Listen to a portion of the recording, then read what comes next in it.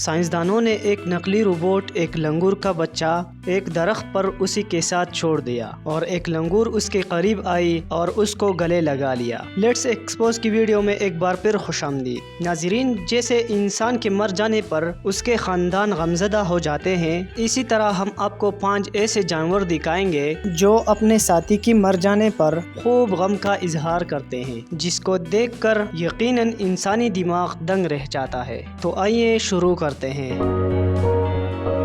Antarctica میں penguins کو سخت موسم کے سامنا کرنا پڑتا ہے۔ یہاں درجہ حرارت -40 ڈگری تک رہتا ہے اور ہوا کا رفتار 40 میٹر پر سیکنڈ۔ ان سخت موسم میں پینگوئنز کے پنکھ اس کو گرم رکھنے کا کام کرتے ہیں۔ یہ پینگوئنز گروپ میں رہتے ہیں تاکہ ایک دوسرے کی گرمی سے ان کو سردی زیادہ نہ لگے، لیکن گروپ میں سب سے بیچ میں جو ہوتا ہے وہ سب سے زیادہ گرم رہتا ہے اور جو کناروں میں ہوتا ہے اس کو خاصی سردی لگتا ہے۔ ان سب سے نمٹنے کے لیے اور سب کو نارمل گرم رکھنے کے لیے پینگوئنز ہمیشہ اپنی پوزیشن بدلتی رہتی ہیں، یعنی کنارے والے پینگوئنز کو بیچ میں آنے کا موقع ملتا ہے، لیکن اتنے سارے جھنڈ میں پینگوئنز کے بچوں کو موت واقع ہو سکتی ہے، صرف سردی سے نہیں بلکہ کسی دوسرے پینگوئنز کے نیچے آ کر۔ پینگوئنز کا ایک بچہ برف کے دوران مر گیا تھا۔ جب اس کے ماں کو پتہ چلا تو پہلے اس نے اٹھانے کی کوشش کی اور ناکام ہونے پر رونا شروع کر دیا۔ اسی دوران ایک دوسری فیمیل پینگوئنز آئی اور اپنے دوست کے ساتھ دکھ بانٹنے لگی۔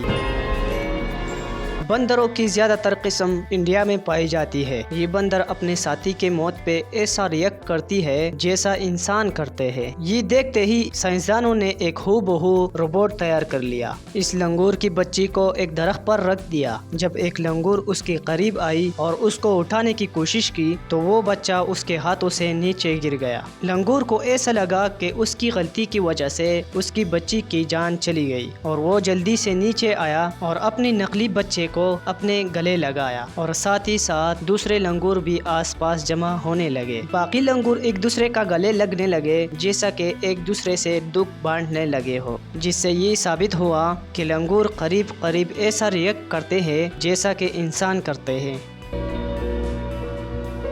پائلٹ ویلز کا دماغ انسان دماغ سے 2 گنا زیادہ ہوتا ہے، اس لیے پائلٹ ویلز میں کافی قدرتی ذہنی اور قابلیتی پائی جاتی ہے۔ بے شک یہ انسانوں سے کمپیئر نہیں ہو سکتا، لیکن پائلٹ ویلز کا ساتھی کسی مصیبت میں ہوتا ہے تو یہ اپنی ساتھی کو بچانے کی پوری بھرپور کوشش کرتا ہے۔ مثال کے طور پہ پائلٹ ویلز کے بارے میں مشہور ہے کہ جب ان کا ساتھی مر جاتا ہے تو یہ سب سمندر کے کنارے جمع ہو جاتے ہیں۔ شاید یہ آپس میں ایک دوسرے کا دکھ بانٹنے کا طریقہ ہے۔ اس ویڈیو میں پائلٹ ویلز اپنے مرے ہوئے بچے کو اپنے ساتھ لے جا رہے ہیں اور بار بار اس کی منہ کھول جاتی ہے۔ اس سے یہ ثابت ہوتی ہے کہ انسانوں کی طرح جانوروں کو بھی اپنے بچوں کا موت قبول نہیں۔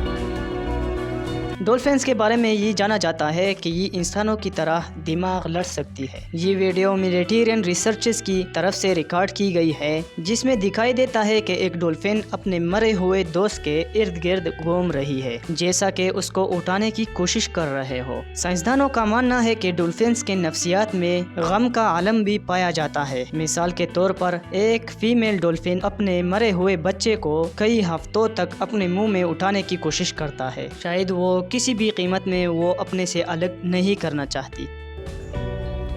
یہ ہم سب جانتے ہیں کہ ہاتھی ایک سوشل اینیمل ہے اور اپنے خاندان سے ہمیشہ جڑا رہتا ہے۔ ہاتھی نہ صرف اپنی بیمار ساتھی کا مدد کرتا ہے بلکہ اپنے ساتھی کے موت پہ اس کو ایک خاص انداز میں عزت بھی دیتا ہے۔ مثال کے طور پر آپ اس ویڈیو میں ایک ہاتھی کے مر جانے پر غیر معمولی رسومات انجام دیتے دیکھ سکتے ہیں۔ عام طور پر جب ایک ہاتھی مر جاتا ہے تو دوسرے ہاتھی اپنی سونڈ سے اس کو ہلا دیتے ہیں یا اس کو اٹھانے کی کوشش کرتے ہیں۔ جب کوئی ہاتھی نہیں اٹھتا تو وہ زور سے مخصوص انداز میں آوازیں کرتی ہے۔ صرف یہی نہیں، جس جگہ اس کی ساتھی کا لاش پڑی ہوئی ہے اس جگہ دوسرے ہاتھی روز جمع ہوتے ہیں اور تھوڑی دیر تک چپ رہتے ہیں۔ سائنسدانوں کا کہنا ہے کہ ہاتھی کے موت اور ایک دوسرے سے بچھڑ جانے کا غم سب سے زیادہ رہتا ہے۔ اس سے یہ ثابت ہوتا ہے جیسے انسان اپنی قریبی یا اپنے خون سے بچھڑ جاتے ہیں تو کتنے غمزدہ ہوتے ہیں، اسی طرح جانور بھی اپنے قریبی کے ساتھ بچھڑ جانے پر غمزدہ ہوتے ہیں۔